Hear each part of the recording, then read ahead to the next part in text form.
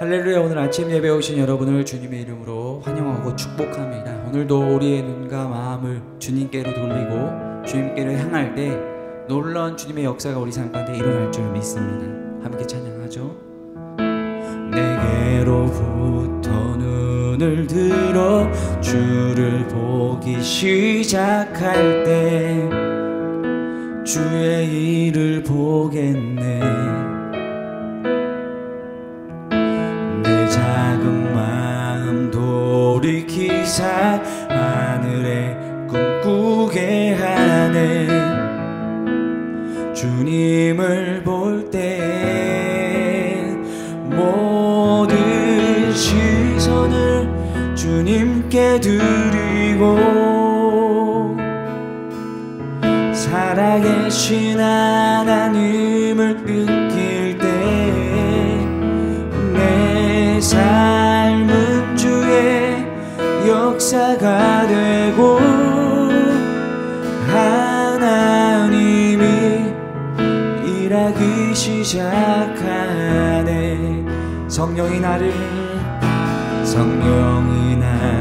변화시켜 모든 두려움 사라질 때 주의 일을 보겠네.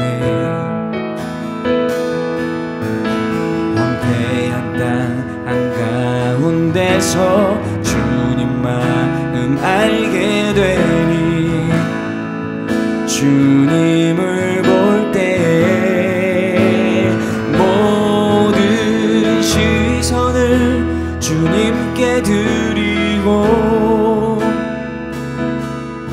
전능하신 하나님을 느낄 때 세상은 주의 나라가 되고 하나님이 일하기 시작한 모든 시선을 주님께 드리고 살아계신 하나님을 느낄 때 내 삶은 주의 역사가 되고 하나님이 일하기 시작하네. 제4장.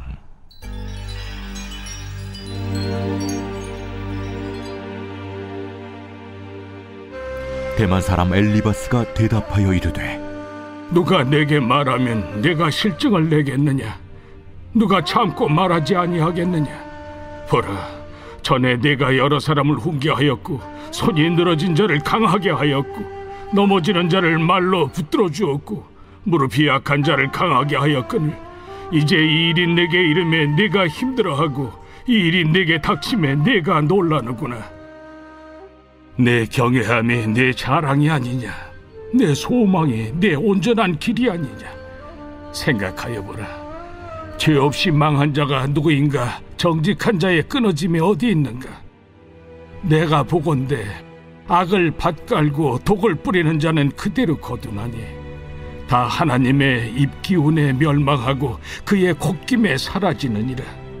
사자의 우는 소리와 젊은 사자의 소리가 그치고 어린 사자의 이가 부러지며 사자는 사냥한 것이 없어 죽어가고 암사자의 새끼는 흩어지느니라.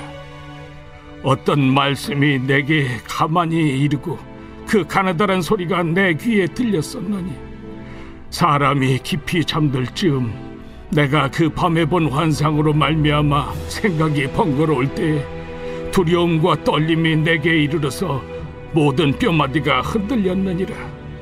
그때 영이 내 앞으로 지나매 내 몸의 털이 쭈뼛하였느니라. 그 영이 서 있는데 나는 그 형상을 알아보지는 못하여도 오직 한 형상이 내 눈앞에 있었느니라. 그때 내가 조용한 중에 한 목소리를 들으니 사람이 어찌 하나님보다 의롭겠느냐? 사람이 어찌 그 창조하신 이보다 깨끗하겠느냐?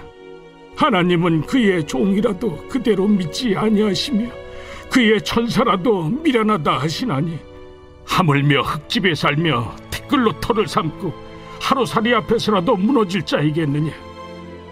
아침과 저녁 사이에 부스러져 가루가 되며 영원히 사라지되 기억하는 자가 없으리라. 장막줄이 그들에게서 뽑히지 아니하겠느냐. 그들은 지혜가 없이 죽느니라. 사랑하는 라이프처치 성도 여러분, 오늘은 욥기 4장을 통해서 하나님의 음성을 듣고자 합니다. 욥기를 읽다가 보면 이 대화 속에서 느껴지는, 그리고 깨닫게 되는 굉장히 중요한 메시지들이 있습니다. 오늘 이제 엘리바스가 이야기를 하는 거예요. 근데 이 3절 보니까, 보라, 전에 내가 여러 사람을 훈계하였고 손이 늘어진 자를 강하게 하였다. 무슨 말이죠? 많은 사람들을 신앙적으로 권면하고, 그리고 손이 늘어진 건 뭐예요? 막 지쳐서 다 포기하고 싶은 사람들, 힘내야지, 하나님 붙들어야지, 네가 그렇게 하지 않았냐. 4절, 넘어지는 자를 말로 붙들어 주었고 무릎이 약한 자를 강하게 했다. 힘이 빠진 사람들 권면해서도 그렇게 하면 안 된다, 우리 기도하자, 이렇게 얘기했는데 5절이 아주 정말 마음이 아프죠. 이제 이 일이 내게 이름해 내가 힘들어하고 이 일이 내게 닥침해 내가 놀라는구나. 무슨 말이죠? 남의 일일 때는 그렇게 조언을 잘해줬는데 막상 네 일이 되니까 너 지금 이게 뭐냐. 그렇게 남의 얘기할 때는 권면해주고 믿음의 얘기하더니 막상 너한테 이런 일이 닥치니까 너는 지금 당황하고 놀라고 너도 똑같은 거 아니냐, 이렇게 이야기를 합니다. 뭐 맞는 말일 수 있는데 욥의 입장에서는 마음이 얼마나 아플까요? 그러면서 내 경외함이 내 자랑이 아니냐, 내 소망이 내 온전한 길이 아니냐. 하나님을 경외하는 것이 네 믿음이었고 온전한 길을 걷는 것이 네가 그렇게 추구했던 거 아니냐, 이렇게 얘기를 합니다. 여러분 어때요? 다 맞는 얘기인데 막상 자기가 그 상황이 돼서 그 이야기를 들으니까 마음이 너무 아픈 겁니다. 욥은 이 순간 무슨 생각을 했을까요? 내가 그때 이런 말을 했을 때 상대방도 이런 느낌이었을까? 나는 너무 쉽게 내가 잘해왔기 때문에 그에게 신앙적 권면을 했지만 그의 고통을 내가 헤아리지 못했구나. 난 너무나도 그 사람의 마음을 알지 못했구나. 이런 걸 깨닫지 않았을까요? 그러면서 7절에 완전히 쐐기를 박습니다. 생각하여 보라, 죄 없이 망한 자가 누구인가? 정직한 자의 끊어짐이 어디 있는가? 죄 없이 망한 사람이 있냐? 정직한 사람이 멸망한 게 있냐? 다 네가 뭔가 잘못한 게 있어서 그런 거 아니냐? 그러면서 엘리바스가 그 욥의 마음을 완전히 후벼팝니다. 오늘 첫 번째 생각해 볼 것은 욥이 지금 엘리바스가 욥에게 하는 말이 다 맞는 말이지만 그 말이 그 사람을 살리는 말이고 그 사람에게 용기를 주는 말이고 그 사람이 그 마음을 위로하는 말은 아닐 수 있다는 거죠. 위에 큐티책 해설 위에서 두 번째 줄입니다. 그의 말은 겉으로는 신앙적 도전처럼 보이지만 실제로는 욥의 아픔을 이해하지 못한 채 단정적으로 판단하는 말이었습니다. 엘리바스는 자신도 그러한 고난을 겪어보지 않으면서 고난 앞에서 하나님을 원망하지 않을 것이라고 말하는 교만함이 있습니다. 결국 욥도 엘리바스도 다 마찬가지죠. 자기가 그 일을 당하면 그건 다른 문제가 되는 거예요. 누군가의 신앙이 흔들리는 모습을 보면서 믿음이 약해졌다고 단정할 수 있지만 그렇게 단편적으로 볼 수만은 없다라는 거죠. 사실 욥의 이 대화, 욥기를 읽으면서 친구들과 욥이 주고받는 그 대화를 통해서 우리의 모습을 보고 우리의 연약함을 보게 됩니다. 아마 욥도 자기가 예전에 했던 말들을 다시 한번 되돌아보면서 자기의 모습을 성찰하는 시간이 되지 않을까 싶습니다. 큐티책 밑에서 두 번째 줄입니다. 이해와 공감 없이 건네는 말씀은 오히려 칼이 되어 마음을 찌를 수 있음을 기억해야 됩니다. 위로하기 위해 다가갈 때는 먼저 경청하고 상대가 느끼는 무게를 함께 느끼는 노력이 필요합니다. 그렇죠. 내가 이해보다 공감보다 판단을 먼저 하고 있지는 않은지 한번 우리가 우리 자신을 돌아볼 수 있어야 됩니다. 그 다음 두 번째, 하지만 엘리바스가 하는 그 말 속에서 우리는 배울 점이 하나 있습니다. 16절에 보니까 그 영이 서 있는데 나는 그 형상을 알아보지 못하여도 오직 한 형상이 내 눈앞에 있었느니라. 그때 내가 조용한 중에 한 목소리를 들으니, 그러면서 하나님의 어떤 임재를 경험하게 됩니다. 17절에 이어서 이렇게 고백하죠. 사람이 어찌 하나님보다 의롭겠느냐, 사람이 어찌 그 창조하신 이보다 깨끗하겠느냐. 하나님은 종이라도 그대로 믿지 아니하시며 그의 천사라도 미련하다고 하시니, 하나님은 지혜가 뛰어나시고 하나님은 놀라운 능력이 있으시다. 우리가 어떻게 그분을 다 이해할 수 있겠냐. 어떤 하나님에 대한 임재를 보면서 경외심과 하나님을 향한 두려움을 동시에 느끼고 있는 그 엘리바스의 모습을 봅니다.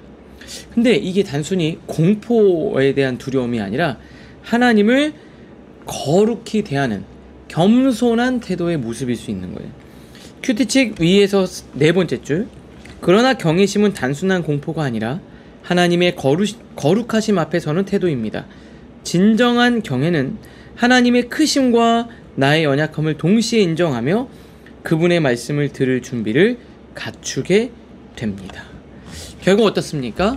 정말 하나님이 어떤 분이시냐, 우리가 다 이해할 수 없는 분이다. 그는 하나님의 크심을 통해 우리의 정말 작음을 바라보고, 하나님은 우리의 생각을 뛰어넘어서 일하시는 분, 우리가 다 이해할 수 없지만 하나님의 그 놀라운 섭리에 대해서 말하고 있는 겁니다. 우리가 하나님 앞에서 하나님이 어떤 분인지를 깨달아야 되는 거예요.